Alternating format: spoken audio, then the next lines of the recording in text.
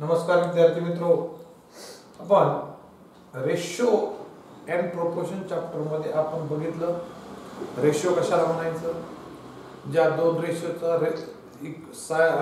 Unit same असतं त्यांचा आपण रेशो घेत असतो आणि रेशोला युनिट नसतं.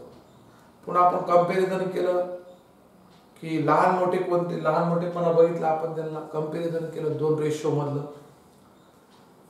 आणि आता आपल्याला दोन रेशो जर इक्वल असतील तर काही properties, operation on equal ratios काही प्रॉपर्टीज बघायच्या, लक्षात घ्या.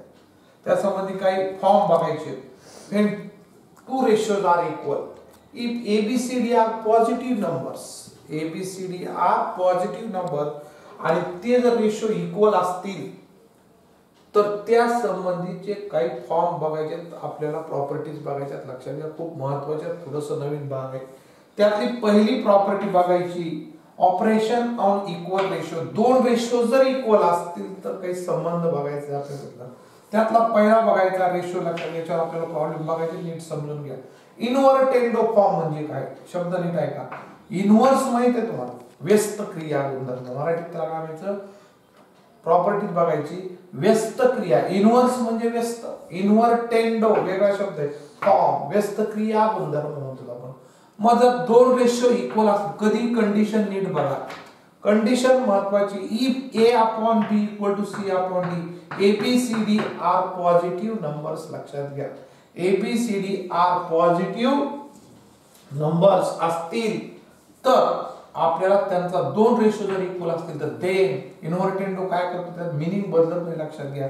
A upon B equal to C, आपल्याला इन्व्हर्टेंडो केला B upon A equal to D upon C तरी चालतो, याला इन्व्हर्टेंडो फॉर्म म्हणतो. तरी त्याचा रेशोचा मीनिंग बदलत नाही, लक्षात. इन्व्हर्टेंडो करू शकतो आपण जर दोन रेशो इक्वल असते. व्यस्त क्रिया गुणधर्म उलट करायचं, अंश छेदात जाईल आणि छेद अंशात जाईल, दोन्हीकडे सेम क्रिया आहे. ए डिनॉमिनेटरला गेला आणि बी न्यूमरेटरला गेला. तसंच सी आणि डी त्याला इन्व्हर्स फॉर्म म्हणतो आपण. इन्व्हर्सच्या ऐवजी इन्व्हर्टेंडो फॉर्म म्हणायचं जर दोन, कधी कंडिशन बघा, दोन रेशो इक्वल असतील तर. आता दुसरा एक फॉर्म आहे, दोन्ही खूप सिंपल आहे. अल्टरनेंडो फॉर्म म्हणजे कसं आहे बघा, if A upon B equal to C upon D असेल देन आपण जागा इंटरचेंज करू शकतो, लक्षात घ्या. Then A upon C equal to B upon D, काही फरक पडत नाही, याला म्हणायचं अल्टर करू शकतो आपण एखाद्या मेची. तर त्या रेशो मध्ये काही बदल होणार, A upon B equal to C upon D, then A by C, C याचा अल्टर झाले, लक्षात घ्या, हे अल्टर झाले. आणि मग आपण बी अपॉन डी लिहिलं, त्याला अल्टरनेटिव्ह एकांतर क्रिया गुणधर्म म्हणतात मराठीत, त्याला एकांतर क्रिया गुणधर्म, याला व्यस्त क्रिया गुणधर्म. आता मात्र हे तीन थोडेसे नवीन आहेत तुम्हाला. कंपाऊंडो फॉर्म, योग क्रिया गुणधर्म म्हणतात. योग म्हणजे बेरीज, वियोग म्हणजे वजाबाकी, लक्षात घ्या. कंपाऊंडो फॉर्म, कंपाऊंडो फॉर्म नीट बघा. कंपाऊंडो फॉर्म म्हणजे काय, इफ दोन रेशो इक्वल असतील तर देन त्याला आपल्याला रूपांतरित करता येतं. A plus B upon B equal to C plus D upon D. न्यूमरेटरची आणि डिनॉमिनेटरची ऍडिशन न्यूमरेटर करायची, मध्येच करायची आणि डिनॉमिनेटर ऍज इट इज ठेवायचा, याला म्हणायचं कंपाऊंडो फॉर्म. न्यूमरेटर आणि denominator, A plus B upon B, denominator as it is, C plus D equal to, तरी त्याच्यामध्ये मीनिंग मध्ये काही बदलत होत नाही. डिव्हिडंड होतो त्याच्या उलट आहे, वजाबाकी, व्यस्त वियोग क्रिया गुणधर्म, याला योग क्रिया गुणधर्म म्हणतात मराठीमध्ये, याला वियोग क्रिया. If A upon B equal to C upon D then A minus B upon B equal to C minus D upon D, लक्षात घ्या. सबट्रॅक्शन केलं तिथं, इथे ऍडिशन केलं, याच्या एक आणि दोन्हीचा मिळून एक सीडी फॉर्म होतो, त्याला कंपाऊंडो डिव्हिडंडो फॉर्म म्हणतात, त्याला सीडी फॉर्म शॉर्ट मध्ये म्हणलं जातं. If A upon B equal to C upon D then A plus B upon A minus B equal to C plus D upon, अंशात अंशाची छेदाची बेरीज आणि छेदात अंशाची छेदाची वजाबाकी, ह्या क्रिया करायच्या. हे पाच फॉर्म आहेत, ह्या पाच प्रॉपर्ट्या आपल्याला नीट लक्षात आलं पाहिजे. त्याला म्हणतात ऑपरेशन ऑन इक्वल रेशो. तुम्ही म्हणता असा फॉर्म जमतो का, डिव्हिडंड कंपाऊंड वजाबाकी चालतोय, पण शक्यतो आपण सीडी फॉर्म वापरणार. DC म्हणलं तरी चालतंय, करतोय, पण आता आपल्या अभ्यासाला नाही तो. आता इतके नीट बघायचे, हे 5 फॉर्म आहेत, त्याच्या आधारावर आपल्याला प्रॉब्लेम बघायचे, ह्याचाच वापर करून आपल्याला प्रॉब्लेम सोडवायचे. कधी कधी तुम्हाला शॉर्टकट शिकविलं जातं, पण त्याचा शक्यतो वापर करू नका. ह्याच प्रॉपर्ट्यांचा यूज करून तुम्ही प्रॉब्लेम सोडवायचे आहेत. काही शॉर्टकट मेथड्स आहेत, अर्थात ते MCQ सोडवण्यासाठी काही हरकत नाही वापरायला, पण जेव्हा तुम्ही एक्झाम मध्ये सोडवता तेव्हा ह्या फॉर्मचा वापर करायचा आहे. 5 फॉर्म बघायला आपण, invertendo form, alternendo form, componendo form, dividendo form and componendo dividendo form. लक्षात घ्या, याला म्हणायचं व्यस्त क्रिया गुणधर्म, एकांतर क्रिया गुणधर्म, योग क्रिया गुणधर्म, वियोग क्रिया गुणधर्म आणि योग वियोग क्रिया गुणधर्म. ह्या 3 महत्त्वाचे लक्षात घ्या.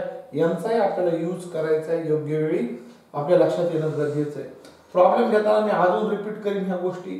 कंपाउंडो म्हणजे ऍडिशन, डिव्हिडंडो म्हणजे सबट्रॅक्शन, छेद जशाला तसं. इथं मात्र दोन्ही न्यूमरेटर मध्ये ऍडिशन करायचे, डिनॉमिनेटर सबट्रॅक्शन. ह्या फॉर्मचा यूज करून आपल्याला प्रॉब्लेम सोडवायचे, एक्सरसाइज बघायची.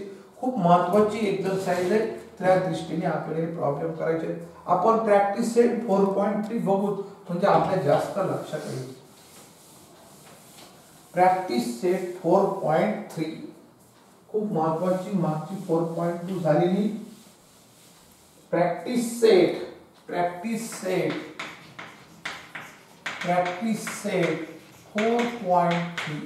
त्यातला पहिला प्रॉब्लेम आपण बघू. काय म्हणतो बघू. if a upon b equal to 7/3, if a upon b, then find the values of following ratio. Then find the values of following ratios. त्यातला पहिला विचारलाय तुम्हाला 5a plus 3b upon 5a minus 3b. Second one है 2a square plus 3b square upon 2a square minus 3b square. Third one है a cube minus b cube upon b cube. And fourth one है 7a plus 9b upon 7a minus 9b. तुम्हाला ratio दिलाय a upon b equal to 7/3. Find the values of following ratio. 5a plus 3b upon 5a minus 3b. Next 2a square plus 3b square upon 2a square minus 3b square. Third one a cube minus b cube upon b cube. And fourth one 7a plus 9b 7a minus 9. 4 he condition दिली, म्हणजे हा तुम्हाला 2 ratio equal आहेत. a upon b equal to 7 हे 2 ratio equal आहेत. ह्या value आपल्याला त्या फॉर्मच्या आधारे, प्रॉपर्टीच्या आधारे सॉल्व करायच्या. बऱ्याच वेळा तुम्हाला शॉर्टकट पद्धत शिकवली जाते की ह्या याच्यामध्ये a ची व्हॅल्यू 7 ठेवा, b ची 3 ठेवा, उत्तर येऊन जाईल. ही शॉर्टकट मेथड आहे, पण तिचा शक्यतो आपण MCQ साठी एकच केला तर हरकत नाही, ज्यांना काहीच येत नाही, पण ती लॉंग टर्म साठी कामाला नाही, एवढी नीट लक्षात घ्या. आता थोडंसं समजून घ्या काय आहे. म्हणजे आपण बघू काय कंडिशन दिली तुम्हाला. पहिला प्रॉब्लेम बघू a upon b equal to 7 upon. समजून घ्या, एक प्रॉब्लेम नीट लक्ष दिलं पाहिजे. आणि मग तुम्हाला 5a plus 3b 5a minus 3b विचारलं तर तुमच्या लक्षात आलं पाहिजे इथं 5a इथं 5a इथं 3b इथं 3b इथं साइन अपोजिट आहे. म्हणजे तुमच्या कमीत कमी लक्षात आलं पाहिजे एकदा दोघांची ऍडिशन आहे, एकदा दोघांचं काय सबट्रॅक्शन आहे. मग इथं आपल्याला लास्ट फॉर्म जो बघितलाय CD फॉर्म वापरावा लागेल, लक्षात घ्या. आणि पण इथं मग आपल्याला a च्या शेजारी 5 पाहिजे आणि b च्या शेजारी 3 पाहिजे, म्हणून दोन्ही इक्वल रेशियोला आहेत. म्हणून मल्टिप्लाइंग बोथ साइड काय करायचं, मल्टिप्लाइंग बोथ साइड बाय 5/3. मी दोन्ही बाजूला 5/3 ने गुणलं. गणिताचं मीनिंग बदलणार नाही, रेशियो सारखेच आहेत. कशामुळे गुणलं, मला a च्या शेजारी 5 पाहिजे आणि b च्या शेजारी 3 पाहिजे. ती पद्धत वापरू नका. मी तेच सांगतो, उत्तर तोंडी सुद्धा येते की ए ची व्हॅल्यू 7 ठेवायची आणि बी ची 3 ठेवायची, उत्तर येते. काय येते माहित नाही, सर मध्ये जमतंय, पण आपल्याला मग जे फॉर्म शिकलो त्याचा यूज कसा करायचा हे आपल्या लक्षात येत नाही. काही प्रॉब्लेम साठी साहजिक जमते, पण पुन्हा अवघड प्रॉब्लेम आहे म्हणून ती मेथड फॉलो होत नाही. म्हणून ह्याच जास्तीत जास्त समजून द्या, ती कामापुरती. 5/3 ने मल्टिप्लाय केल्यानंतर काय होईल, नवीन नवीन लिहायचा प्रॅक्टिस झाला तुम्ही डायरेक्ट 5/3 * a/b = 7/3 * 5/3. करेक्ट. 5/3 ने मी मल्टिप्लाय केलं आणि मग काय होईल, 5a/3b = 35/9. आता मला सीडी फॉर्म वापरून याची व्हॅल्यू काढता येईल. ती व्हॅल्यू काढण्यासाठी गणिताचा मीनिंग बदलता काय येतं, याच्या शेजारी कोण आहेत ते बघितले आणि मला एक आयडिया यायला पाहिजे. एकदा ऍडिशन आणि एकदा सबट्रॅक्शन, मला सीडी फॉर्म वापरा. कोणता फॉर्म वापरायचा याची आयडिया यायला लागली पाहिजे. हे प्रॅक्टिसने आपल्याला येऊ शकतं. आणि मग by componendo dividendo form, by componendo dividendo form. काय म्हणतो componendo form, dividendo if a upon b. म्हणजे इथं काय होईल, मग याला a माना, याला b माना, याला c माना, याला d माना. म्हणजे a प्लस b याची बेरीज करा. 5a plus 3b upon 5a minus 3b equal to 35 plus 9 35 minus 9. एकदाच न्यूमरेटर आणि डिनॉमिनेटरची ऍडिशन केली, न्यूमरेटर आणि डिनॉमिनेटरचे सबट्रॅक्शन केलं. इकडे जशी क्रिया केली तशीच तिकडे केली. शेवटचा फॉर्म तसाच आहे. If a upon b equal to c upon d, then a plus b upon a minus b equal to c plus d upon c minus d. आणि मग आपल्याला याची व्हॅल्यू विचारली, 5a plus 3b 5a minus 3b equal to 35 आणि 9 किती होते बघा, 44 होते. आणि 35 वजा 9 किती होते बघा, 26 होते. करेक्ट. आणि मग याला तुम्ही रिड्यूस केलं तरी चालतंय. 15 तून 9 गेले, 35 पासून 9 गेले की 26, 26 आणि 9 35 बरोबर आहे. आणि मग याला तुम्ही रिड्यूस करायला हरकत नाही. कितीने भागात, 2 ने, 22/30. म्हणून याची व्हॅल्यू किती आली, 5a plus 3b upon 5a minus 3b equal to 22/30. याची पहिली व्हॅल्यू आली. लक्षात घ्या. कोणता फॉर्म वापरला मी, सीडी फॉर्म, कंपाऊंड. त्यासाठी मला काय करावं लागलं ते लक्षात घ्या, गणिताचा मीनिंग न बदलता. ओके. आता दुसरी एक व्हॅल्यू बघूत आपण. आता दुसरी एक किंमत विचारली तुम्हाला, ती बघून टाकूत आपण.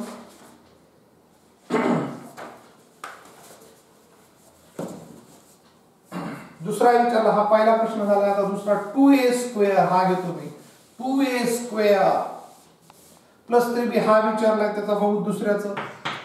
आता काय करावं लागेल, सगळ्या गोष्टी नीट लक्षात आल्या पाहिजे. इथं एकदा ऍडिशन आणि इथं एकदा सबट्रॅक्शन आहे. इथं 2a² आहे, इथं 2a² आहे, इथं 3b² आहे, इथं 3b² आहे. ओके. आणि मग तुमच्या लक्षात आलं पाहिजे, एकदा ऍडिशन आणि एकदा त्यांचीच काय सबट्रॅक्शन आहे. अशी जेव्हा कंडिशन असते तेव्हा सीडी फॉर्म वापरायचा. पण सीडी फॉर्म वापरत असताना आपल्याला दिले काय, फक्त if a upon b equal to 7. मला इथं स्क्वेअर लागतोय म्हणून टेकिंग स्क्वेअर, अगोदर स्क्वेअर घ्यायचा. Taking square of both side, taking square of both side. मग काय होईल, a² upon b² equal to 49/9. कशामुळे मला a² b² पाहिजेत म्हणून अगोदर मला वर्ग करणं गरजेचं आहे. त्याच्यानंतर मग a² च्या शेजारी 2 आहेत आणि b² च्या शेजारी 3 आहे, म्हणून दोन्ही बाजूला 2/3 मल्टिप्लाइंग बोथ साइड बाय 2/3. आणि मग मला ते करता येईल. प्रॉब्लेम लक्षात घ्या.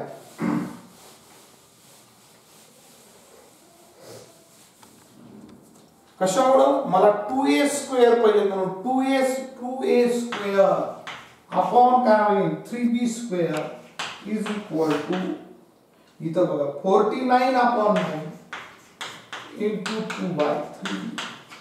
करेक्ट. दोन्ही बाजूला 2/3 निघून आणि मग ते किती होईल बघा, 2a² प्लस 3/3b² 98/27. आता बाय कंपोनेंडो डिविडंडो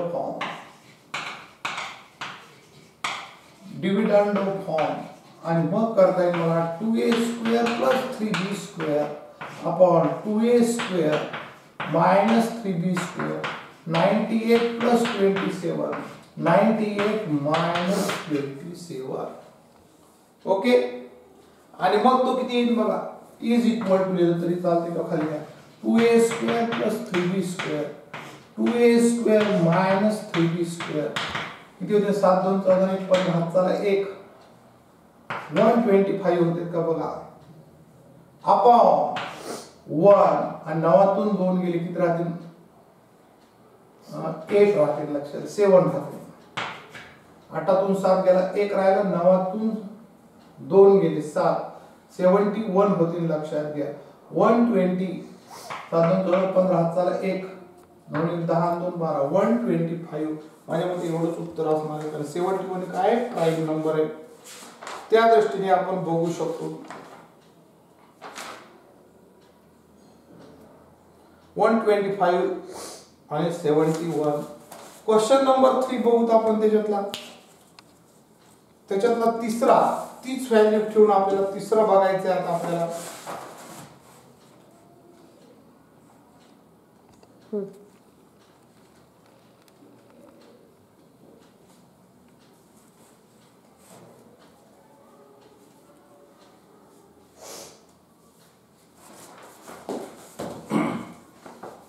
त्याचा तिसरा बघूत आता अशाच पद्धतीचा कोणता फॉर्म वापरायचा हळूहळू प्रॅक्टिसने कळायला लागेल.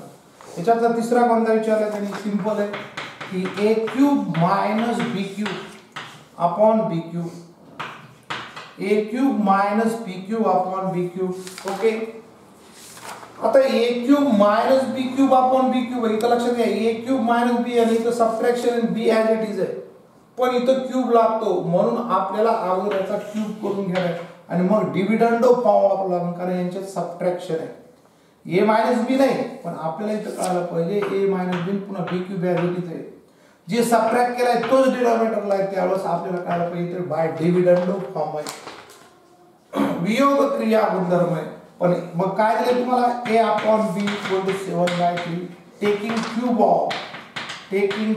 Of both side cube of both side दोन्ही बाजूचा घन घ्या a³ minus b³ equal to 7 चा घन किती बघा 343 बरोबर आहे का बघा अपॉन 3 चा घन म्हणायला तिप्पट नाही 27 ओके आणि मग तुम्ही आता सीडी फॉर्म वापरायचा नाही आता डिव्हिडंडो फॉर्म वापरावा लागणार कारण डिव्हिडंडो फॉर्म काय म्हणतो if a upon by dividendo form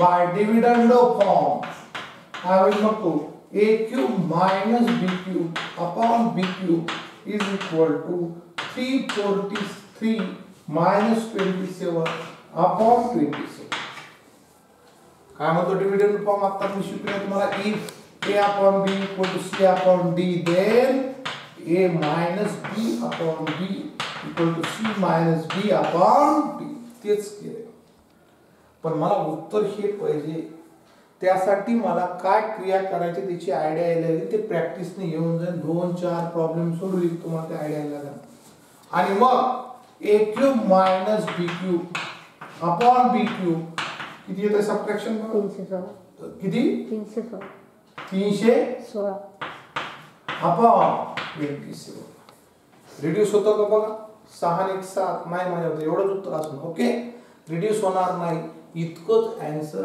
असं नीट लक्षात घ्या ओके असंच एक लास्टचा आहे तो बघून टाकू 4 नंबरचा इथं कोणतं फॉर्म वापरला डिव्हिडंडो पण त्यासाठी अगोदर काय करावं लागलं मला दोन्ही बाजूचा क्यूब घ्यावा लागला आता लास्ट आहे त्याच्यातलाच आहे पहिला प्रॉब्लेम चालू आहे त्यातला 4 नंबरचा question विचारलाय 7a plus 9b 7a minus 9 आता तुम्हाला पटकन कळलं असं एकदा ऍडिशन आणि असं पण त्याच व्हॅल्यू आहेत लक्षात घ्या म्हणजे सीडी फॉर्म वापरावा लागेल पण इथं काय करावं लागेल a upon b equal to 7/3 multiplying both side. एकदा तुम्हाला हे समजायला लागलं, वाक्य नाही दिलं तरी चालेल. Both side bye 7/9. याच्या शेजारी 7 आहे, 9च्या शेजारी किती, b च्या शेजारी 9 आहे, म्हणून 7/9 ने मल्टिप्लाय केलं. 7/9 into a by b is equal to 7/3 into 7/9. म्हणून ते होते 7a/9b 49/27. ओके. आणि मग बाय सीडी फॉर्म वापरायला हरकत नाही. Componendo dividendo form by componendo dividendo form by componendo dividendo form. हा होईल बघा तुम्ही लक्ष द्या. आणि मग 7a + 9b upon 7a minus 9b is equal to 49 plus 27 upon 49 minus 27. 7a plus 9b upon 7a minus 9b is equal to किती होईल, 9 7 16 चला 1 4 आणि 3 7 76 होईल. आणि 9 minus 2 22. 76 upon 20 याला रिड्यूस होतंय, म्हणून त्याला रिड्यूस करायला हरकत नाही. 2 ने भाग जातो, 2 1 2 2 6 82 16. 7a plus 9b 7a minus 9b reduce होत आपण करत चला 38/11 एवढं ऍडिशन येईल. ओके, बरोबर आहे. त्या दृष्टीने एका प्रॉब्लेम मध्ये 4 आहेत. मी कुठं पहिल्या याच्यामध्ये कोणता फॉर्म वापरला, सीडी फॉर्म वापरला, दुसऱ्यातही सीडी फॉर्म वापरला, तिसऱ्यामध्ये डिव्हिडंडो फॉर्म वापरला, आणि फोर्थ मध्ये तुमचा कोणता फॉर्म वापरलाय, कंपाउंडो डिव्हिडंडो फॉर्म वापरलाय. अजून एक असाच क्वेश्चन घेतो आपण, म्हणजे तुम्हाला ह्या कोणते फॉर्म कधी वापरायचे आणि ते कसे लक्षात घ्यायचे ते लक्षात येईल. हळूहळू ही गोष्ट लक्षात प्रॅक्टिस येऊ शकते. लक्षात घ्या, 9th स्टँडर्डची एक्झाम होणारच आहे. कधी होईल ती मे महिन्यात होईल. एक्झाम फार 9th स्टँडर्ड साठी एक्झाम महत्वाची नाही, अभ्यास महत्वाचा आहे. 1 वर्ष एकदम तुम्ही जर 8th स्टँडर्ड मधून जर 10th स्टँडर्ड मध्ये गेलात, तुम्हाला वाटत असेल बरं झालं आपण एकदम गेलो, फायदा नुकसानच आहे. कमीत कमी पिरियड करत जा, दररोजचा होमवर्क करत चला. सुट्ट्या आहेत 7-8 दिवस, त्याच्यातही तुम्ही तो कंप्लीट करू शकतात. पण तुम्हाला 10th स्टँडर्ड मध्ये जाताना ह्या सगळ्या गोष्टी माहीत असणं गरजेचं वेळोवेळी कामाला येणार आहेत. ज्यांनी ठरवायचं की काय महत्वाचं आहे आपलं. क्वेश्चन 2 बघा असाच आहे, मी तो दाखवतो. इफ काय दिले बा condition, if 15a square plus 4b square upon 15a square minus 4b square is equal to 47/7. Then find the values of following ratio. आता तुम्हाला a upon b दिलंय, तुम्हाला आता ही कंडिशन दिली. याला a म्हणायचं, याला b म्हणायचं, याला c आणि d दिले. हे 2 रेशो आहेत. हा एक रेशो आहे आणि हा एक रेशो आहे. याची व्हॅल्यू दिली 15a square plus 4b square. 15a square म्हणजे तर पहिली किंमत तुम्हाला विचारली, तर तुम्ही नंतर दुसरं सांगू. 4 विचारले तुम्हाला, a by b विचारली, आपण पहिलेचा विचार करू. मग याला एकदा ऍडिशन एकदा सबट्रॅक्शन दिसलं की मग याला काय म्हणायचं, बाय सीडी फॉर्म सुरू झाला. यानुसार लक्षात घ्या, बाय सीडी फॉर्म तुम्ही पूर्ण कंपाउंडो डिव्हिडंडो फॉर्म पूर्ण याच्यात लिहित चला तुम्ही. आणि मग इथं नीट लक्ष द्यायचं, याचं ऍडिशन करायचं, काळजी घ्यायची. याला a म्हणा, याला b, c आणि d. काय होईल मग, 15a square plus 4b square plus 15a square minus 4b. अंशाची छेदाची अंशात बेरीज आहे. बेरीज म्हणल्यास चिन्ह बदलणार नाहीत, पण अंशाची याची सबट्रॅक्शन आहे म्हणजे दुसऱ्या पदाची साइन बदलत असतं, आपल्याला माहित आहे. ते काय होते मग, याचे साइन याचे बदलणार नाही. 15a square plus 4b square plus आहे तर minus 15a square plus 4b square. काय चेंजेस झाले बघा, कशामुळे सबट्रॅक्शन करत असताना दुसऱ्या पदाचे साइन बदलत असतात, आपण बघितलंय. आणि इकडे तसंच लिहावं लागत मग 47 + 7 upon 47 - 7. ही स्टेप समजली का बघा. याचं आणि याचं ऍडिशन केलं आणि याचं आणि याचं सबट्रॅक्शन केलं. सबट्रॅक्शन करत असताना खालच्या पदाची साईन बदललीत लक्षात घ्या मी. आणि मग इथं काळजी नाही, ज्याला मागचा चॅप्टर समजला त्याला पटपटी 4b स्क्वेअर कटले, अपोजिट साईन हॅव सबट्रॅक्शन. आणि इथं 15a स्क्वेअर आणि 15a कटते, हे 15 ऍडिशन होईल, सारख्या चिन्हांची बेरीज 330a स्क्वेअर आणि 4b square 8b square equal to किती होईल बघा ते 47 प्लस 7 54 आणि हे किती येईल 40. याला रिड्यूस करा किंवा याला तिकडे घेऊन जा. a square upon b square 54 upon 40 into 8 upon 30. हे 8 डिनॉमिनेटरला होते, तिकडे न्यूमरेटर आपण करतो क्रिया, भागिले तिकडे आल्यानंतर गुणले झाले, हे अंशस्थानी होते, हे काय छेदस्थानी झाले. आता त्याला तुम्ही रिड्यूस करू शकता. 8 1 8 8 5 40 6 5 30 आणि 6 6 9 54 म्हणजे किती आलं बघा. a square upon b square is equal to 9 upon 25. Step नीट समजा, बेसिक पक्क पाहिजे आपलं, नाहीतर मग समजत नाही. 30 न्यूमरेटरला होते, इकडे डिनॉमिनेटरला गेले. 8 डिनॉमिनेटरला होते, इकडे न्यूमरेटरला गेले. ते a square upon b square आले, यांना रिड्यूस केलं, भाग दिला. 8 1 8 8 5 40 5 6 30 6 5 30 6 9 54 9 1 9 5 5 25. Taking square root of both side, taking square root of both side a by b is equal to 3/5. पहिल्या प्रश्नाचं उत्तर झालं. आता एकदा a by b माहित झालं तर मागच्या सारखाच प्रॉब्लेम झाला, दोन रेशो माहित झाले आपल्याला. आता दुसरा विचारला आहे तुम्हाला 7a minus 3b.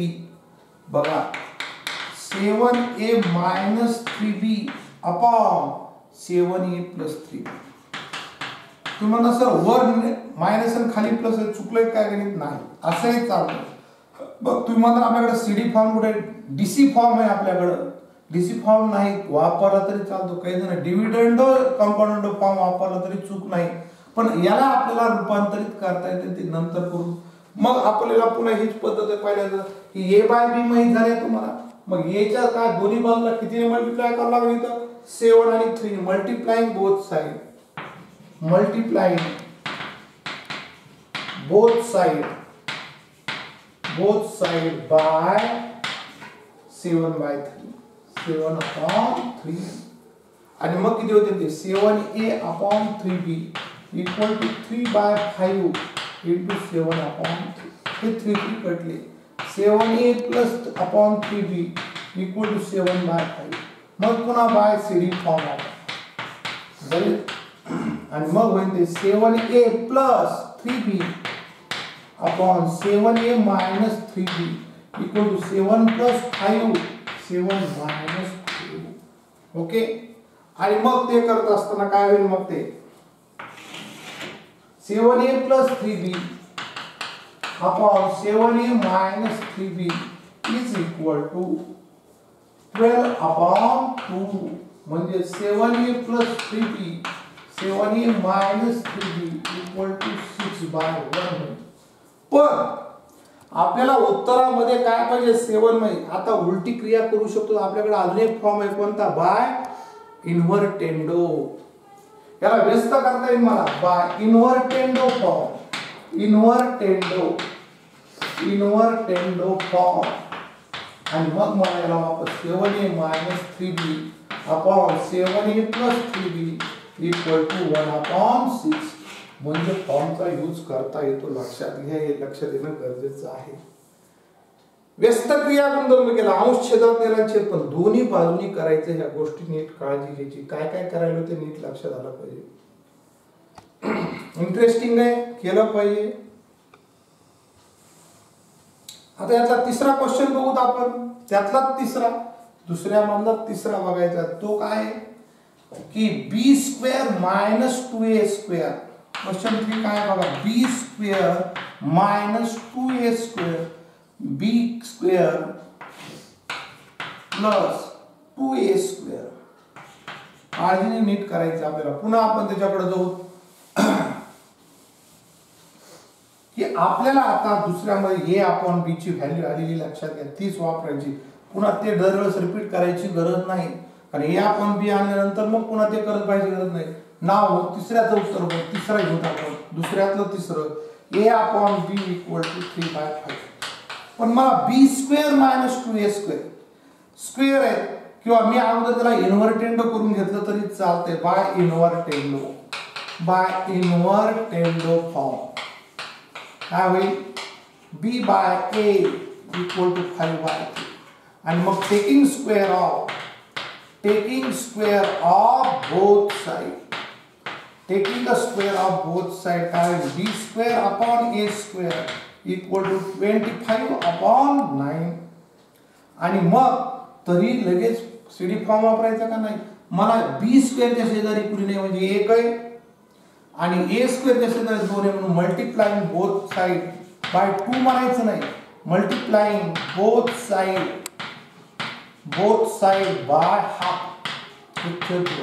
आणि मग ते किती होईल, 1/2 × B² upon A² = 25/9 × 1/2. B² upon 2A² = 25/18.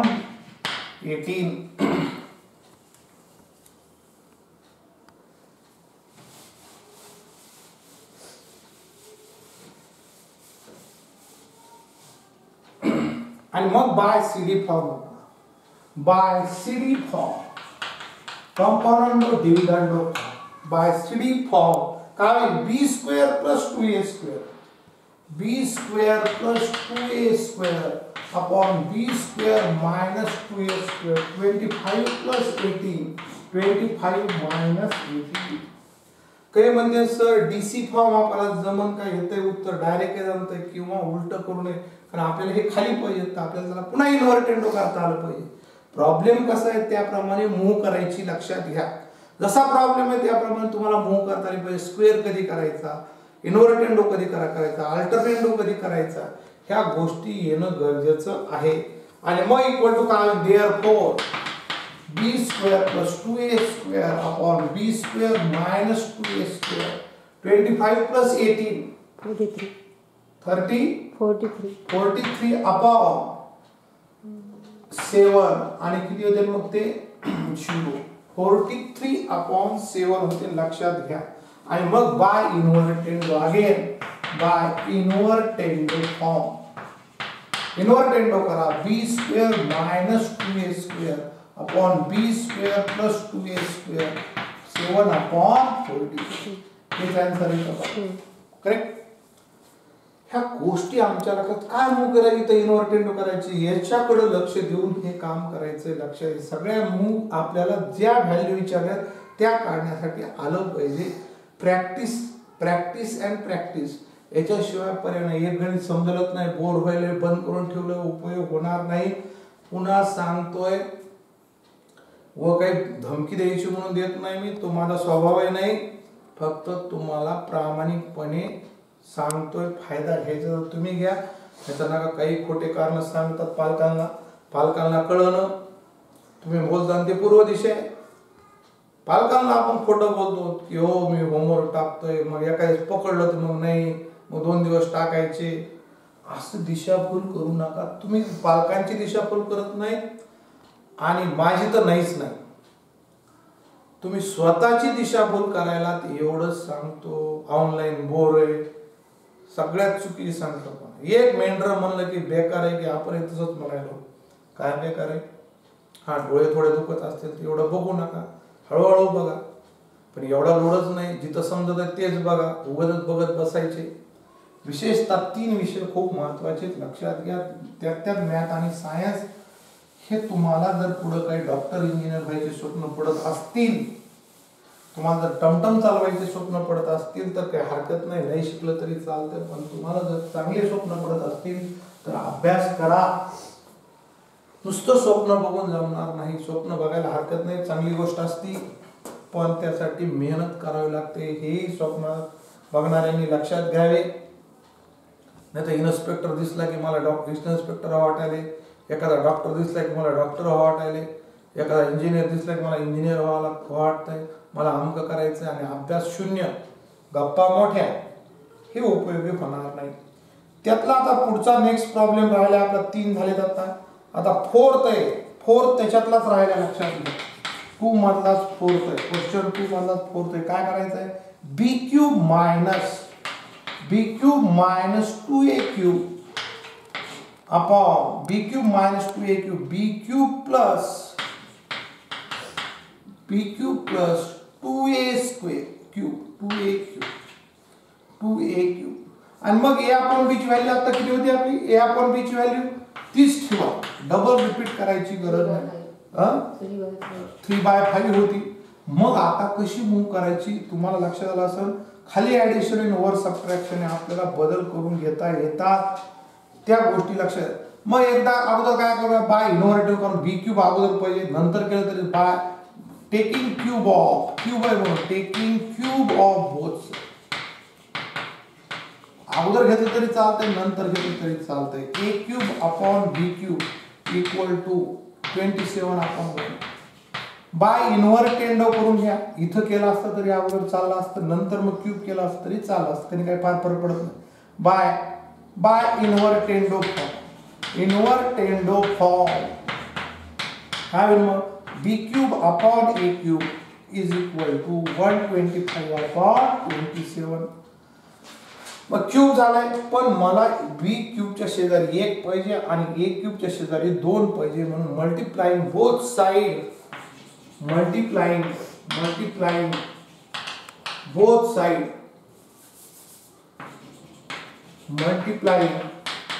both side by 1/2. हाफने मल्टिप्लाय करा, दोन्ही बाजूला हाफने मल्टिप्लाय करा. काय होईल मग? 1/2 into b cube upon a cube is equal to 125 upon 27 into 1/2. Okay. कशासाठी मूव्ह करायची नीट बघा लक्षात. मला उत्तर घ्यायचं, याची व्हॅल्यू काढायची मला, आणि मला दिलंय काय? मला a माहिती a by b equal to 3/5 आहे. त्या दृष्टीने मी अगोदर क्यूब पहिले नोंदवून मिनिंग न चेंज होता, दोन्ही रेशोचा मिनिंग चेंज न होता या गोष्टी करता आल्या पाहिजेत. b cube upon 2a cube equal to 125 upon 54. Correct. By मग आता कोणता फॉर्म घ्या? By CD form b cube plus 2a cube upon b cube minus 2a cube 125 plus 54 upon 125 minus 54. b cube plus 2a cube upon b cube minus 2a cube is equal to 179 upon 71. माझ्या मते एवढंच answer असेल. Correct. आणि त्याचा इन्व्हर्टेंडो करून घ्या. Bye इन्व्हर्टेंडो आणि मग होईल की b cube minus 2a cube upon b cube plus 2a cube is equal to 71 upon 179. Okay. Question 2 इथं संपलेला आहे. मुद्दाम पूर्ण घेतला. 4 आणि 4 8 प्रॉब्लेम घेतलेत. समजणार नाही पहिलं दुसरं, पुन्हा दुसरं बघा, तिसरं बघा, नाही समजला व्हिडिओ पुन्हा रिपीट बघा. इतक्यावर समजलं नाही तर मला विचारू शकतात. क्वेश्चन नंबर 3 बघूत आता आपण. असाच आहे, तोही समजून सांगतो. हे समजल्यानंतरच तुम्हाला पुढचे क्वेश्चन समजतील. क्वेश्चन नंबर 3 बघू. काय तो? If 3a plus 7b upon 3a minus 7b is equal to 4/3. Then find the values of ratio. Find कोणाचा विचार? 3a square minus 7b square upon 3a square plus 7b square. हे दिले आणि याची value काढायची. याची व्हॅल्यू आता सारखंच करावं लागेल तुम्हाला. अगोदर a बाय b ची व्हॅल्यू काढावं लागेल. 3a plus 7b upon 3a minus 7b equal to 4 by 3 आणि मग बाय सीडी फॉर्म वापरा. CD form componendo dividendo form. पुन्हा एकदा value 3a plus 7b 3a minus 4 by 3 आणि मग 3a प्लस काळजीपूर्वक 3a plus 7b plus 3a minus 7b upon 3a plus 7b minus 3a plus 7b is equal to 4 plus 3 4 minus 3. मग 7b कटते ना opposite sign आहे आणि इथं 3a कटते ना अपोजिट साइन सबट्रॅक्शन. इथं ॲडिशन होईल 6a आणि 14b is equal to 7 by 1. 7 by 1.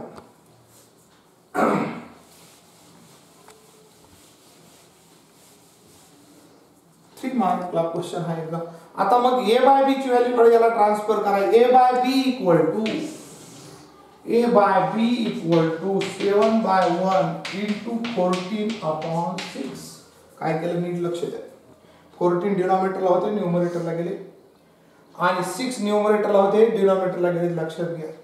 आणि मग a by b equal to reduce होत असेल तर करू शकता तुम्ही इथंच करू शकता की 14 बेसिक 6 म्हणजे 49 अपॉन 3. 49 बाय 3 लक्षात घ्या. आता मला याची व्हॅल्यू काढायची. a बाय b काढावं लागेल मला. ओके. आणि मग करेक्ट. आता इथं मला लक्षात इथं स्क्वेअर करून घ्यावं लागेल. पुन्हा इथं वर मायनस आहे इथं प्लस आहे. मग उत्तरात आपल्याला a स्क्वेअरच आहे पण मग आलेल्या उत्तराचा काय करावं लागेल मला इन्व्हर्टेड स्क्वेअर करावं लागेल. दोन्ही बाजूला 3/7 नी मल्टिप्लाय करावं लागेल. Taking square of both side. Taking square of both side. मग काय होईल a square upon b square equal to 49 upon 3 9 49 square upon 3 square होईल. करेक्ट. तर किती होईल 49 चा स्क्वेअर बघा. a square upon b square 2401 2401 आणि 3 चा स्क्वेअर किती होईल 9 आणि multiplying both side multiplying both side by 3/7 आणि मग काय होतं 3a square upon 7b square equal to 2401 upon 9 into 3/7. Reduce करता येतं. 3 1 3 3 3 9 7 नी भाग होतो बघा. जाईल भौतिक 7 1 7 7 3 21 किती राहिले खाली 3 राहिले. 7 चौक 28 आणि पुन्हा 7 3 21 लक्षात घ्या. म्हणजे ते किती होते 3a square upon 7b square equal to 343 upon 3. पुन्हा सांगतो काय केलंय. वर्ग केला 49 चा वर्ग 2401 3 चा वर्ग 9 केला आणि मग दोन्ही बाजूला 3/7 ने मल्टिप्लाय केलं. 3 1 3 3 3 9 7 ने भाग जातो. 7 3 21 2 राहिले खाली. 7 चौक 28 आणि पुन्हा 2 राहिले. 7 3 343 राहते आणि खाली 3 राहते आणि त्याला ट्रान्सफर करा. मग a square upon b square is equal to 343 upon 3 into 7 upon 3 आणि मग a square b square equal to 343 कोणाचा वर्ग आहे बघा. घन येतो 7 चा आहे. करेक्ट. आणि त्याचं जर मल्टिप्लिकेशन केलं तर माझ्या मते तितकंच येते 2401 अपॉन टेकिंग स्क्वेअर रूट कशाला घ्यायचं. a स्क्वेअर कोणाची व्हॅल्यू देतो 3a square plus 7 3a square minus 7b square. तेवढंच उत्तर आहे ते. इथं चुकलं आपलं थोडं. दोन इकडली बाजू 3a स्क्वेअर राहिले आपल्याला 3a square upon 7b square correct is equal to किती आलं 343 अपॉन 3 ओके. आता बाय सीडी फॉर्म आपल्याला ते उत्तर पाहिजे. बाय सीडी फॉर्म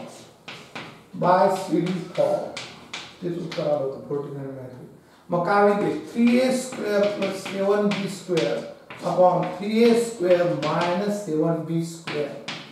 थोडंसं हे झालं होतं आपलं लक्ष नव्हतं इथं. पुन्हा मला ही व्हॅल्यू काढायची पुन्हा तेच येऊ लागलं 3a² करू लागलो आपण उलट होऊ लागलं. आता मी एकदा ऍडिशन आणि एकदा सबट्रॅक्शन करायलोय. Equal to 343 + 3 upon 343 - 3 equal to 3a² + 7b² upon 3a² - 7b². 346 upon 340. आणि याला मग मी रिड्यूस करू शकतो तर किती दोन्ही भागात बघा. बे 1 बे, बे 7 14, बे 3 6, बे 1 बे, बे 7 14. बघा उत्तर किती बरोबर आहे का. Is equal to 3a² + 7b² बरोबर आहे इक्वल टू 173 अपॉन 170. करेक्ट. ह्या गोष्टी थोड्याशा नीट लक्ष द्या आणि मग त्याचा इन्व्हर्टेंडो उत्तर पुन्हा एक राहिले उलट करून घ्या. याचा इन्व्हर्टेंडो करू शकतात तेवढं करायला हरकत नाही कारण 3a² - 7b². 3a² + 7b किती येईल तो 170 अपॉन 170 अपॉन किती येईल तो 170. हे केलं तरी चालतं. तेवढं करा. बाय इन्व्हर्टेंडो तेवढं कंप्लीट करायचं आहे. हे 3 प्रॉब्लेम जर समजले तर क्वेश्चन 4 समजून लक्षात घ्या. याच्यावर तुम्हाला मी प्रॅक्टिसला प्रॉब्लेम देणार आहे ते करा. नंतर मग 4 नंबरचा क्वेश्चन तुम्ही व्हिडिओ बघा किंवा अगोदरच जर समजलं तर आनंदच आहे लक्षात घ्या.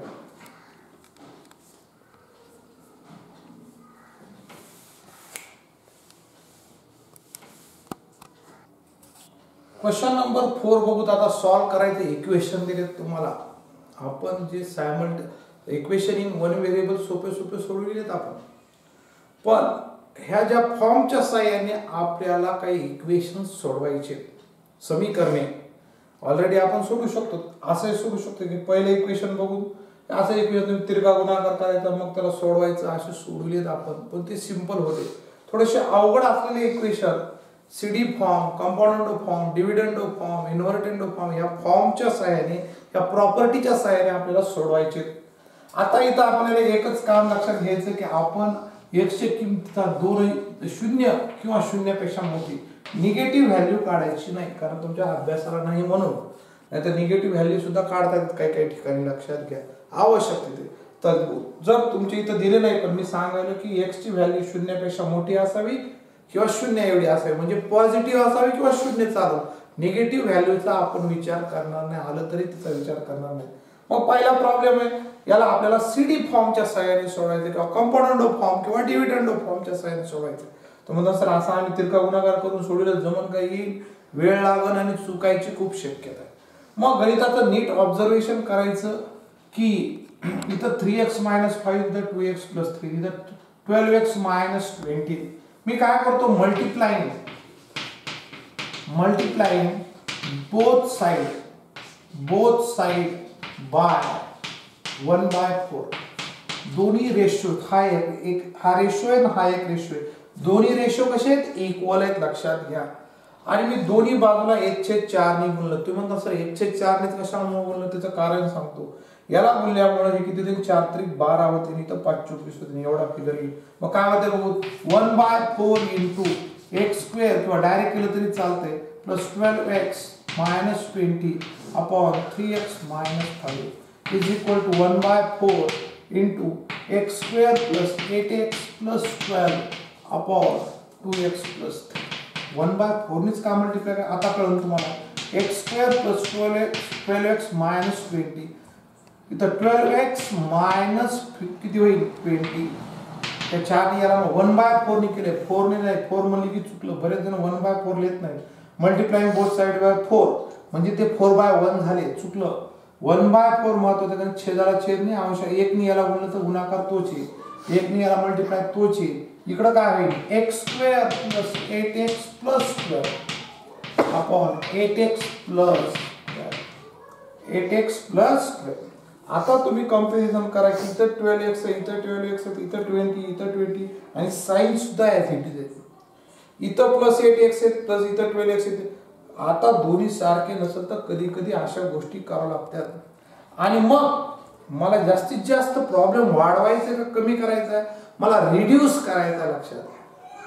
आणि मला x ची व्हॅल्यू काढायची म्हणजे मला प्रॉब्लेम थोडा रिड्यूस करून येणं गरजेचं आहे. मग इथं मी कोणता फॉर्म वापरू लागलो म्हणजे हे प्रॉब्लेम थोडा लहान होईल. तर कंपाऊंड जर फॉर्म वापरला तर ऍडिशन होईल म्हणजे अजून मोठंच गणित होऊन जाईल. त्यापेक्षा जर डिव्हिडंड वापरलं तर 12a ची साइन बदलते आणि मग हे लोप पावते. जेव्हा इथं सेम साइन असते तेव्हा डिव्हिडंड फॉर्म वापरा, जेव्हा इथं अपोजिट साइन असते तेव्हा कंपाऊंड फॉर्म वापरा. एवढ्या दोन काळजी घ्या. आणि बाय डिव्हिडंड फॉर्म तुम्हाला सर सीडी फॉर्म वापरायचा, इथं सीडी फॉर्म वापरून उपयोगाचा नाही, इथं डिव्हिडंड फॉर्म वापरायचा कारण मला रिड्यूस करायचंय. आणि मग काळजीपूर्वक नीट लिहा x² लक्ष द्या x² plus 12x minus 20 minus subtraction होईल म्हणजे खालच्या पदाची साइन बदलत असतात लक्षात घ्या. मायनस 12x होईल आणि त्याचा opposite sign plus 20 upon 12x minus 20 as it is. Step कळाली का बघा. पुन्हा सांगतो x² plus 12x minus 20 as it is. हे मायनस मायनस हे होणार आहे मायनस 12x आणि याचं प्लस 20 होईल. इकडं तसंच होईल x² plus 8x plus 12 minus 8x minus 12 upon 8x plus 12. आता तुम्हाला लक्षात घे 12x कटले 20 कटले 8x कटले 12 कटले. आता राहील x² upon 12x minus 20 x² upon 8x plus 12. आता मला सोल्युशन काढायचं म्हणजे काय, मला सॉल्व करायचं आणि मला इक्वेशन सोल्युशन काढायचं म्हणजे ती किंमत ठेवल्यानंतर त्याची LHS इक्वल टू काय होत असते, RHS होत असते. सोल्युशन म्हणजे काय, त्या किमतीमुळे त्या चलाच्या किमतीमुळे त्या समीकरणाची डावी बाजू बरोबर उजवी बाजू होते तेव्हा त्या किमतीला त्या समीकरणाचं सोल्युशन आहे असं म्हणतात.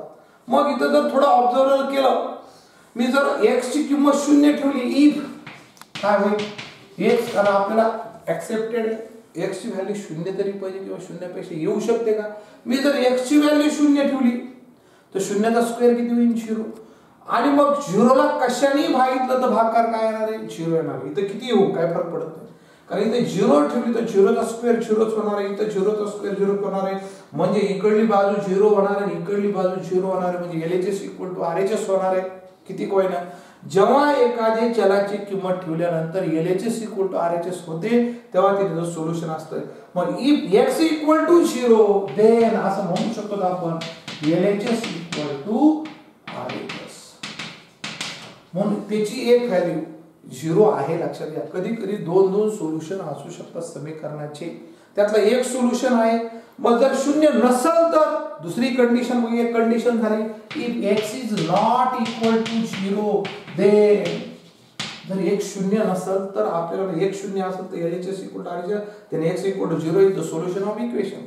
पण x 0 नसेल तर मग काय होईल, आणि मग 0 नसेल तर लक्षात यायला पाहिजे आपल्याला की काय होईल x² कटते लक्षात घ्या.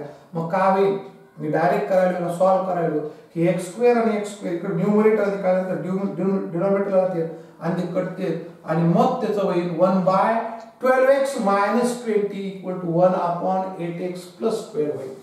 आणि मग तिरका गुणाकार जर केला तर काय होईल, पुन्हा एक स्टेप तुम्हाला समानताची वाढवतो गरज नाही. 12x minus 20 equal to x² plus 8x plus 12. हे x² कटले इफ x का हे न्यूमरेटरला ठिकाणी डिनॉमिनेटरला द्या आणि दोघांचा बाय इन्व्हर्टेंडो करून घ्या किंवा तिरका गुणाकार करा, अल्टरनेंडो करून घ्या. देयरफॉर काय होईल 12x minus 20 equal to 8x plus 12. तो 1 राहील 1 upon 12x minus 20 1 upon 8x plus 12. By invertendo केलं तर काय होईल 12x minus 20 upon 1 equal to 8x plus 12 upon. एकदम सिंपल फॉर्म आला लक्षात घ्या. आणि मग तुम्हाला आता सोडवायला काही हरकत नाही.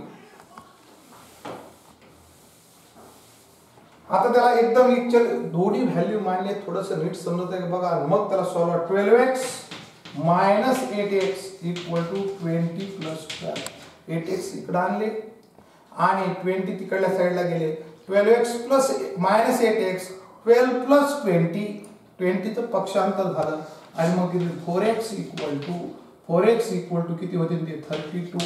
x equal to 32 upon 4 x equal to 8. आणि म्हणून सोल्युशन म्हणून तुम्ही काय घेणार आहे, x इक्वल टू 0 और x इक्वल टू 8. दोन्ही व्हॅल्यू ग्राह्य आहेत कारण ते it is greater than 0. Negative आली तरीही ग्राह्य आहे, पण आता तुमच्या पुस्तकात सुद्धा मागे आन्सर फक्त पॉझिटिव्हचेच दिलेत, म्हणून आपण निगेटिव्ह व्हॅल्यूचा आला तरी विचार करणार नाहीत. एवढं तर लक्षात घ्या. ओके, हळूहळू समजायला लागेल. प्रॅक्टिस महत्वाची. पहिल्या 3 प्रॉब्लेम आले त्याची प्रॅक्टिस केल्यानंतर हे प्रॅक्टिस करा पुन्हा, तरच लक्षात येईल. ओके, आता क्वेश्चन 2 बघू. पहिला समजत नसेल अजून दुसरा एक समजून घेऊ आपण. क्वेश्चन 2 जो आहे तो आपण पुढच्या मेथडने करणार आहे. मी सांगतो ह्या मेथड पेक्षा ती मेथड सोपी जाते. इक्वल रेशो थेरम म्हणून जो पुढे आहे त्यावेळेस मी तुम्हाला हा समजून सांगेन किंवा तुम्हाला ते आले की ऑटोमॅटिक येईल. याच्यातला क्वेश्चन तुम्ही पुढच्या मेथडने करा, ह्या करायला जाऊ नका. यातला तिसरा फार महत्त्वाचा. तिसरा क्वेश्चन बघा. 2x plus 1 bracket square plus 2x minus 1 bracket square upon 2x plus 1 bracket square minus 2x minus 1 bracket square is equal to 17 upon 8.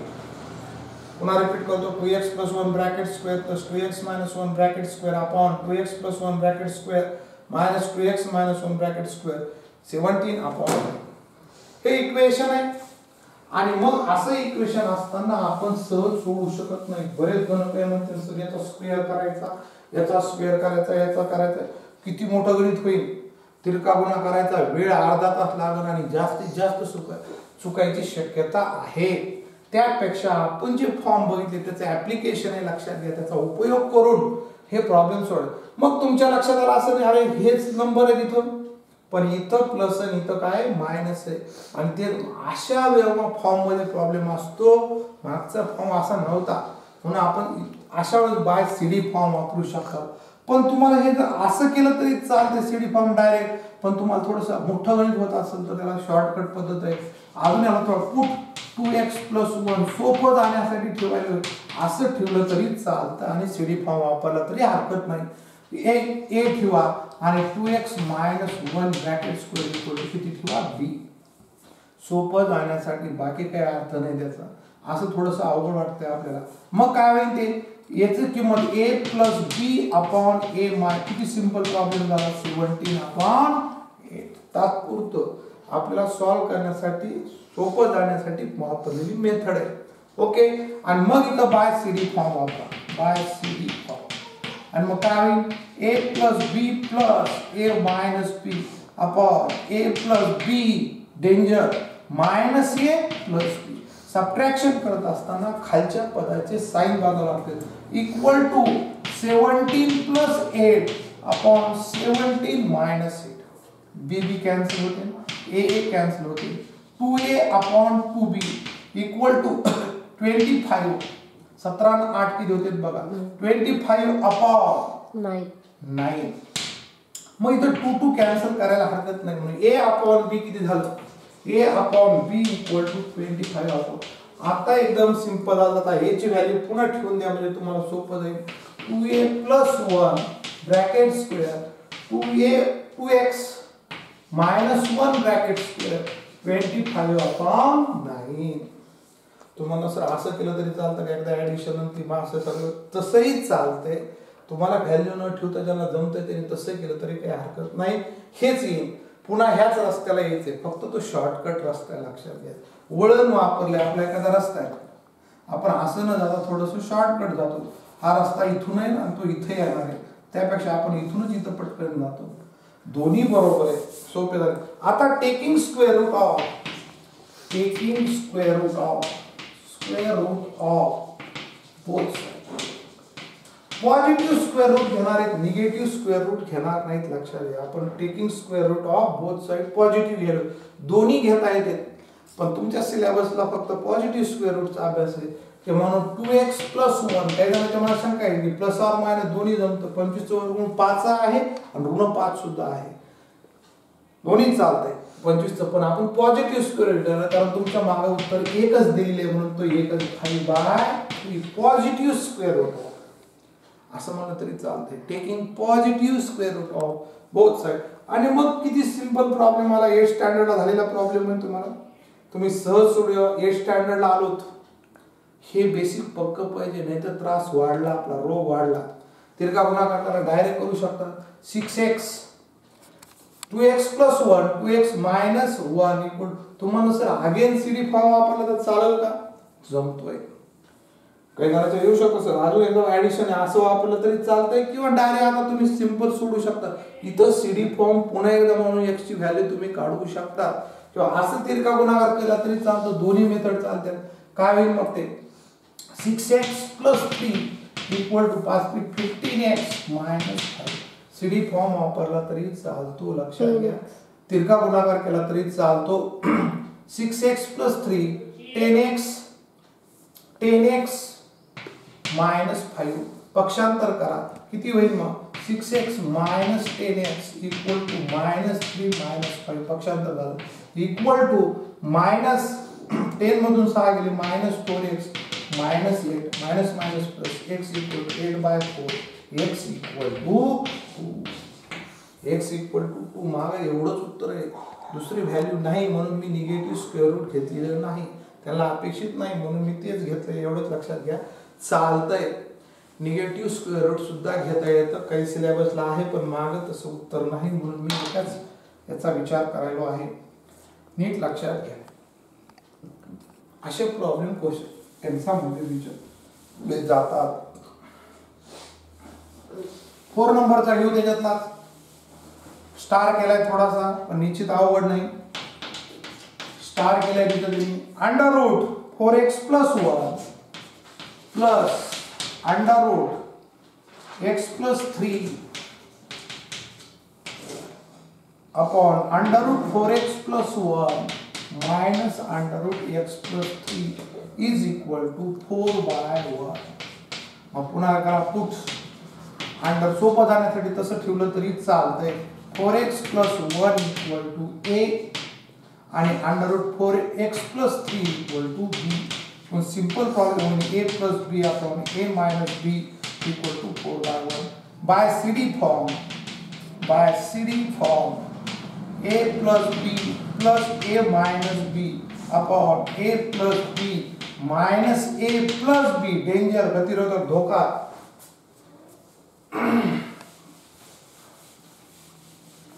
आणि मग काय होईल ते b b कॅन्सल होते, इथं a a कॅन्सल होते. 2a upon 2b equal to इकडली बाजू आहे 4 + 1 4 - 1 5/3 5/3 2 2 cancel. a upon b equal to 5/3. a ची व्हॅल्यू ठेवून घ्या. पुन्हा a ची आरे किती येईल √4x + 1 upon x + 3 equal to 5/3. a ची व्हॅल्यू ठेवली, b ची ठेवली. आता काय करा, टेकिंग स्क्वेअर करा, स्क्वेअर रूट नाही, taking square of both side. Taking square of both side हे वर्गमूळ गेलं पाहिजे. मग ते 4x + 1 अपॉन x स्क्वेअर मात्र एकच असतो 25/9. आता सीडी फॉर्म वापरायला जमणार नाही कारण सारखे पद नाहीत, आणि मग तिरका गुणाकार करायला हरकत नाही. 9 चौक 36x + 9 equal to 25x + 75. Correct. 9 चौक 36 9 आणि 25x 25 75. 36x - 25x 75 - 9. 36 मधून 25 गेले किती राहतात बघा, 11 राहतात का बघा. 11x इक्वल टू 75 मधून 9 गेले किती राहतात बघा, 66 राहतात बघा. Correct. x equal to 66 upon 11 x equal to 6. Correct. कोणता फॉर्म वापरला? CD फॉर्म वापरून किती अवघड गणित असलं तर सोडवता येतं. एक्झाम मध्ये काय पाहिजे? बेसिक पक्क पाहिजे. बेसिक पक्क नसले की त्रास वाटतो, बोर होत आहे, करा वाटत नाही, इंटरेस्ट लागत नाही, मग ऑनलाईनच्या नावाने आरड करायची सवय आहे. ऑनलाईन बरोबरच नाही, कळतच नाही, बोरच व्हायलंय, होणारच आहे 100%. काहीतरी खोटं बोलून पालकांची दिशाभूल केली जाते. इतकंही बोर नाही, कारण आपल्याला वेळे भरपूर आहे. पण दुर्दैवाने ऑनलाईन एक जण आले, इथून तिथून सगळे आलेत. नेमकं ऑनलाईन बोर आहे का शिकविणारा बोर आहे का आपण न शिकणारे बोरिंग आहेत? सगळ्या गोष्टीचा विचार पाहिजे. आणि मग पालक एक सुरात म्हणतात की मुलं म्हणालेत काही समजेना, खोटं बोलणं हे प्रकार वाढलेत. ऑनलाईन बंद होण्याची शक्यता वाढलेली आहे. मुख्यमंत्र्यांनी कालच डिक्लेअर केले की बघू काय होतंय ते. ऑनलाईन राहते का ऑफलाईन सुरू होते, आपण दोन्ही ते तयारी लक्षात घ्या. आपल्याला काही अडचण आहे का ते नीट बघा. क्वेश्चन नंबर असाच बघू. फिफ्थ नंबरचा बघू. 4x + 1 bracket square plus 2x + 3 bracket square 2x + 3 bracket square upon 4x square plus 12x + 9 is equal to 61/36. आता इथं पुन्हा नीट लक्ष द्या. तेच थोडा फिरून दिला. 4x + 1 bracket square plus 2x + 3 bracket square. हे कोणाचं एक्सपान्शन आहे आपल्याला? हा कोणाचा विस्तार आहे? तर त्याची आयडिया सांगितली. 4x स्क्वेअरचं वर्गमूळ आहे 2x, मधल्या पदाचं चिन्ह आणि 9चं स्क्वेअर रूट 3 याचा विस्तार आहे. तो बघा आहे का नाही? एक्सपान्शन आहे. a + b ब्रॅकेट स्क्वेअरचा फॉर्म्युला वापरा. 4x स्क्वेअर दोन्ही पदाच्या गुणाकाराची दुप्पट दुसऱ्या पदाचा वर्ग 9 is equal to 61/36.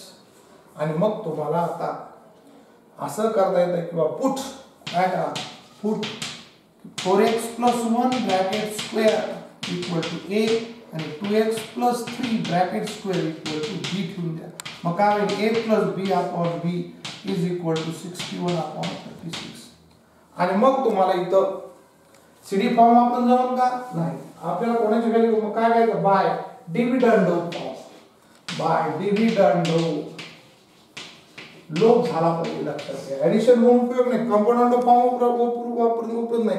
a + 2b/b होईल, गणित वाढेल, कमी होणार नाही, रिड्यूस झालं पाहिजे. मग काय होईल? डिव्हिडंडो form a + b - b/b is equal to 61 - 36/36. bp cancel झाले. a/b इक्वल टू किती होते बघा? 61 पासून 36 गेले, 5 3 आणि 1 4 22 राहते अपॉन 30. मग याची व्हॅल्यू पुन्हा ठेवून द्या. काय याची व्हॅल्यू काय आली होती? 4x + 1 ब्रॅकेट स्क्वेअर आणि याची 2x + 3 bracket square equal to 25/30. Taking square root of positive square root of दोन्ही जमते. पण तुमच्या मागे जे उत्तर दिले ते एकच दिले, 2 उत्तर दिले नाही. जर असतं तर मग आपल्याला दोन्ही व्हॅल्यूचा विचार करावा लागला असता. पण तुमच्या सिलेबस मध्ये निगेटिव्ह व्हॅल्यू म्हणून आपण तो घेत नाही. दोन्ही स्क्वेअर रूट जमते, दोन्ही उत्तर येते, पण निगेटिव्ह व्हॅल्यू अपेक्षित नाही त्यांना म्हणून आपण घेत नाही. मग काय होईल? 4x + 1 2x + 3 = 5/6.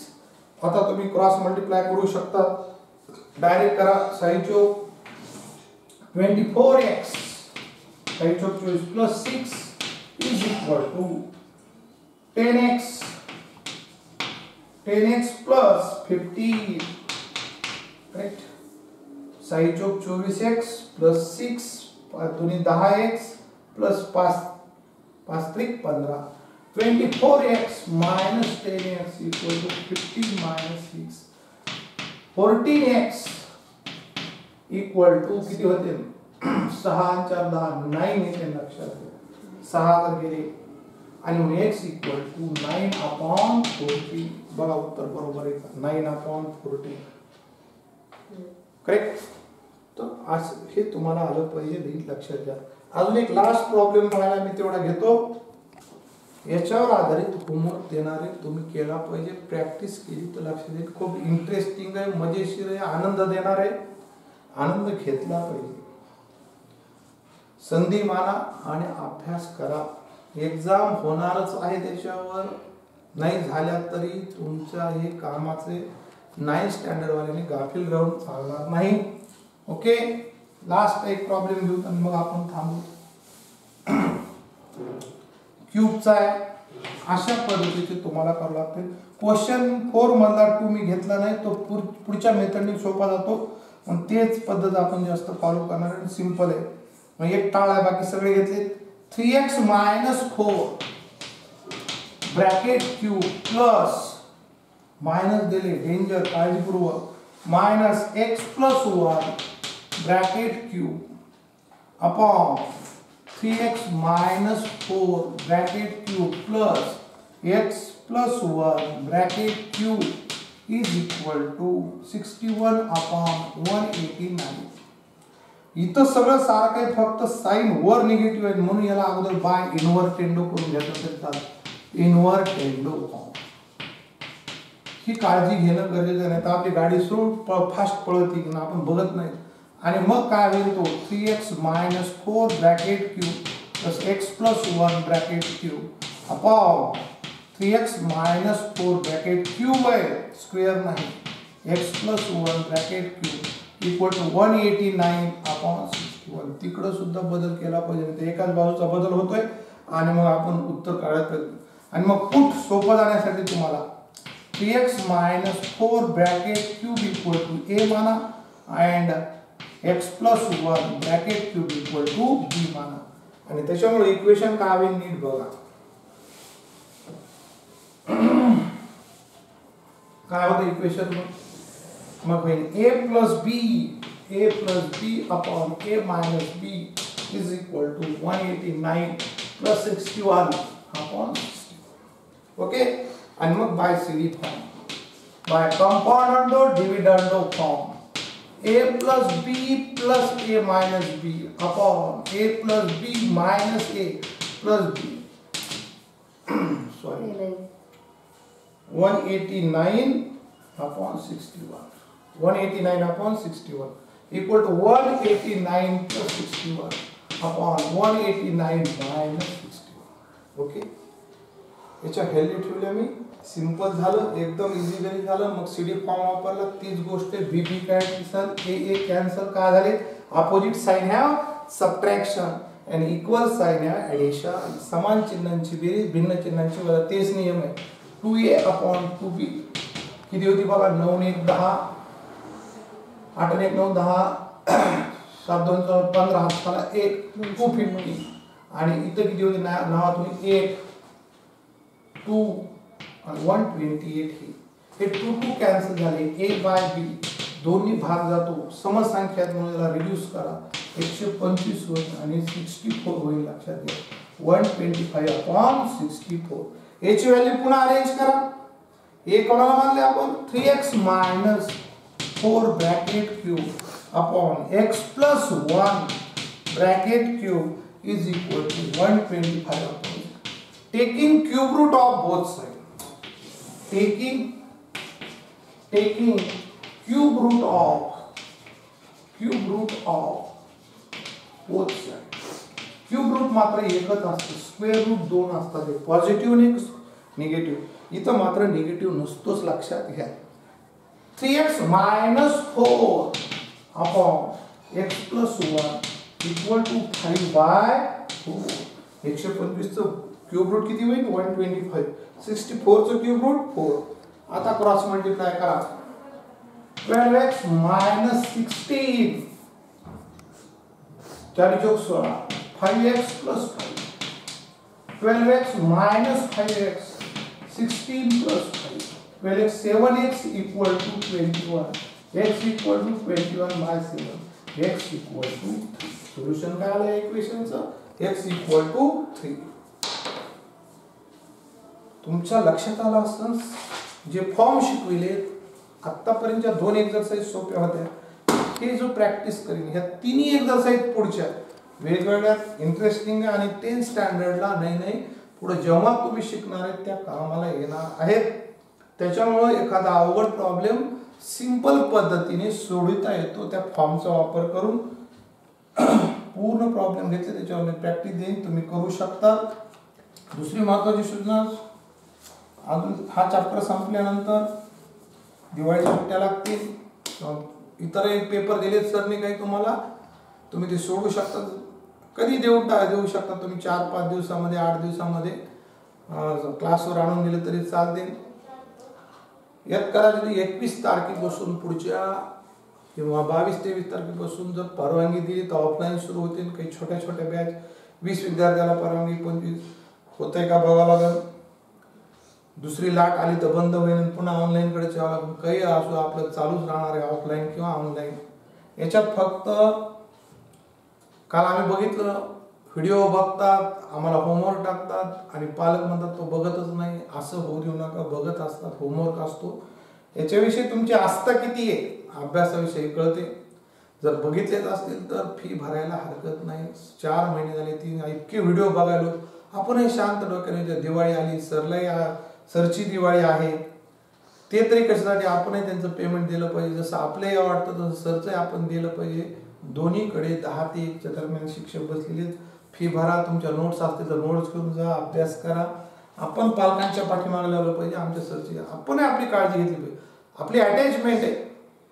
आपण समोर नसतो असल्यावर मागतो आपण फी तुम्हाला. आता तुम्ही माझ्या समोर नाहीत, पण या माध्यमाद्वारे मी तुम्हाला फीचं सांगायलोय. प्रत्येकाने न विसरता काळजीने फी सोमवारपासून भरायची. सिलेबस होत राहतील.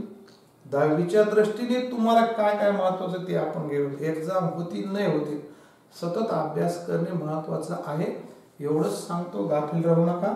नुकसान तुमचं भयानक आहे. जर तुम्हाला चांगले स्वप्न पडत असतील, मला डॉक्टर व्हायचंय, मला इंजिनियर व्हायचंय, मला वकील व्हायचंय, मला अमकं व्हायचंय, मला PSI व्हायचंय, मला तहसीलदार व्हायचंय, असे स्वप्न जर पडत असेल तर आनंदाची गोष्ट आहे. पण नुसते स्वप्न पाडून उपयोगाचे नाही, तर तुम्हाला अभ्यास करावा लागेल. त्यासाठी पिरियड महत्वाचा आहे. ऑनलाईनला नाव ठेवत बसू नका. असत्या छोट्या फार मर्यादा, पर्याय नसतो, त्यातून मार्ग काढावा लागतो. आहेत मर्यादा, प्रत्येक गोष्टीला मर्यादा असतात. त्या दृष्टीने तुम्ही काम करा. फीस भरून टाका. ओके.